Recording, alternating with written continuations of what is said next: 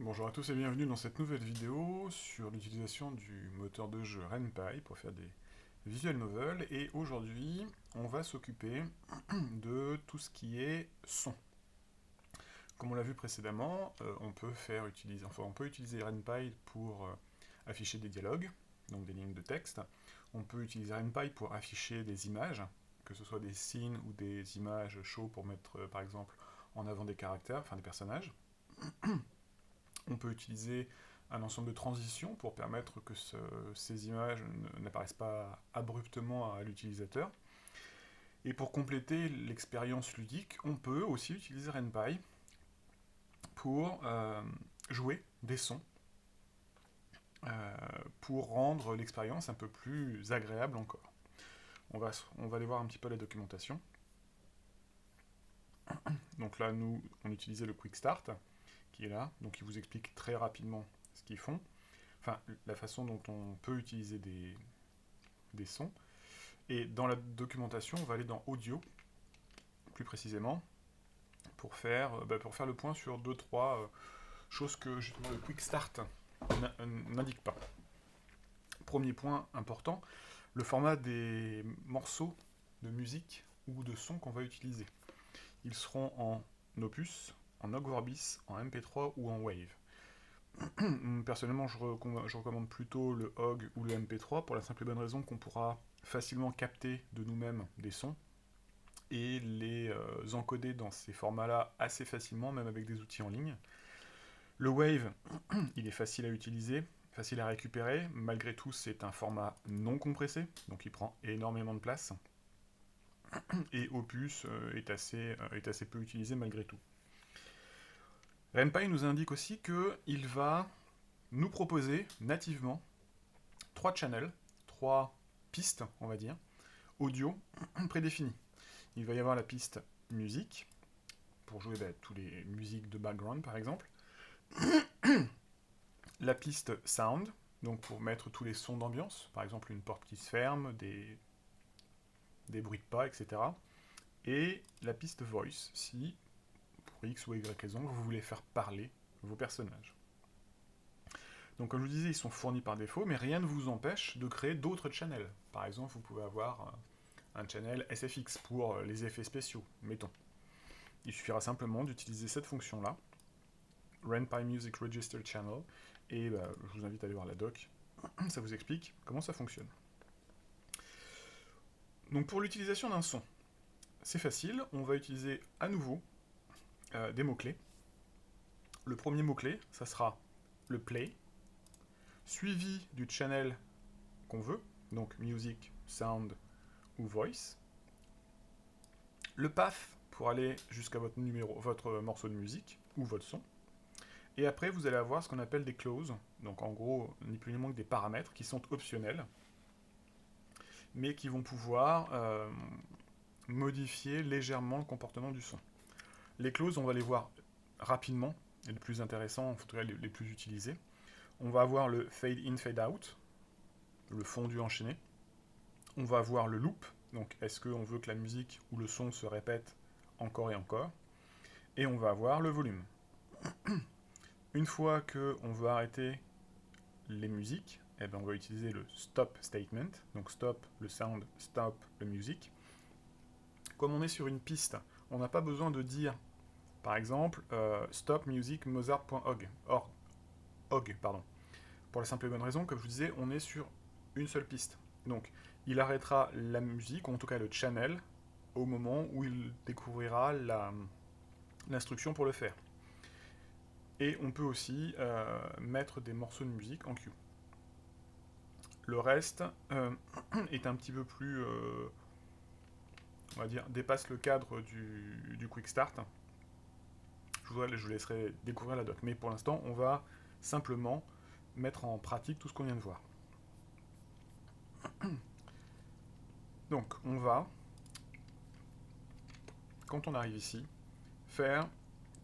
commencer un son en background. Donc, on va dire play. Background, qui dit background dit music. Là, on va mettre le path. Alors, mon son, je l'ai mis dans audio, qui est un folder qui est fourni par défaut au scaffolding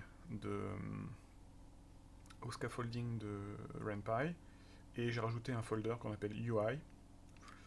Et donc on va noter le pass, donc c'est audio, UI. Et on va utiliser un son qui s'appelle Monkey Spinning Monkeys. Alors, c'est un son de background que j'ai récupéré sur internet.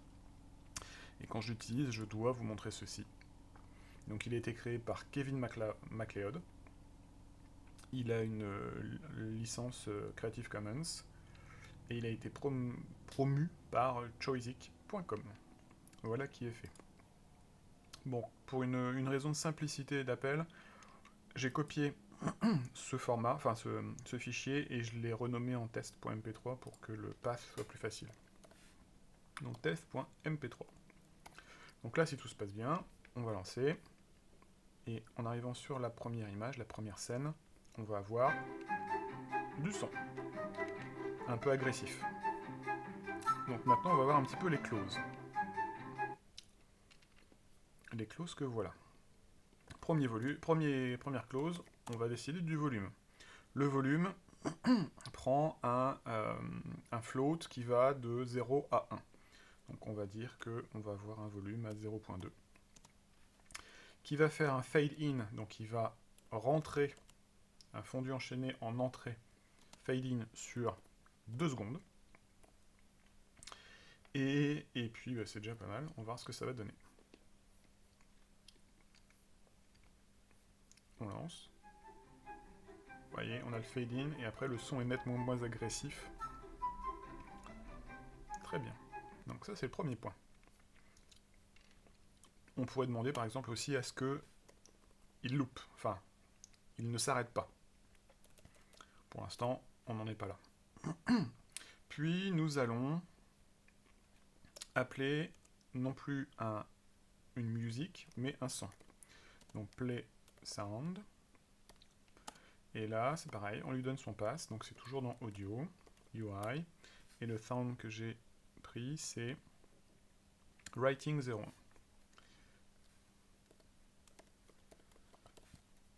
Donc 01.hog.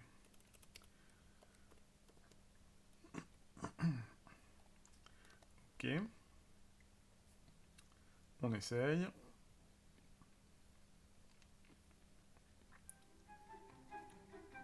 On a notre fade. Et on a notre sound qui s'est joué. Qu'on pourrait bien évidemment, par exemple, faire louper. Enfin, faire boucler, pardon. On va voir ce que ça donne.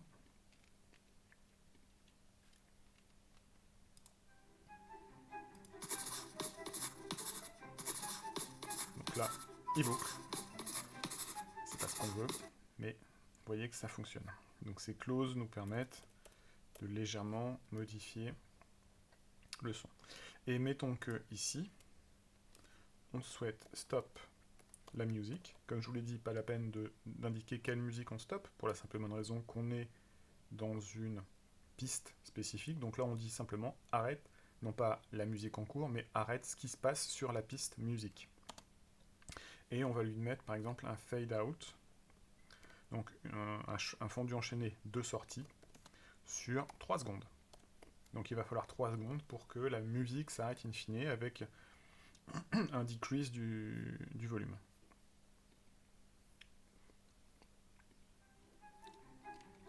Donc là on a notre fade, là on a notre sound, et là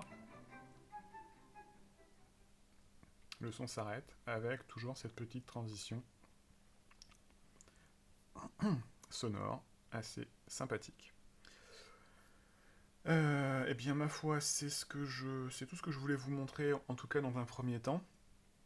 On pourra voir plus tard qu'on pourra faire d'autres choses, si je vous renvoie à la doc. Donc on a les plays, on a les cues, donc on peut faire une file de sons ou de musique qu'on souhaite jouer les uns après les autres.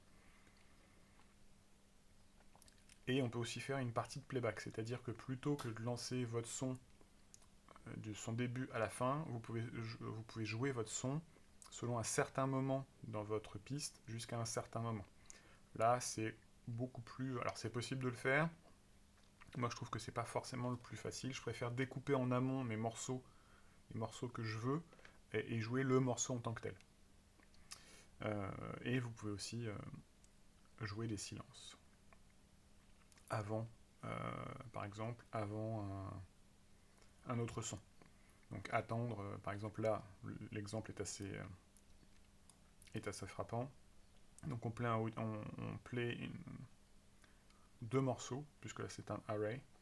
Donc on va d'abord jouer un silence de une demi-seconde, puis notre boom point opus. Mais comme je vous disais, il y a tout un ensemble de fonctions que vous pouvez regarder. La documentation n'est pas parfaite. Elle existe, elle n'est pas parfaite, elle n'est pas forcément mise à jour. Quand vous regardez un petit peu ce que disent les créateurs, en général, ils préféreront toujours améliorer leur moteur, ajouter de nouvelles fonctionnalités. La doc viendra toujours après. Voilà, il faut le savoir. La doc, elle n'est pas forcément à jour, pas forcément très lisible parfois. Donc ça veut dire qu'il faudra faire des test and learn pour finalement comprendre la définition d'une fonction, comprendre ce qu'elle fait exactement, parce que ce qu'on vous explique parfois c'est un petit peu abstrait. D'autant que on est sur des concepts après, par exemple sur les images, ils vont vous parler de layers, ils vont vous parler de courbes de Bézier, ce genre de choses.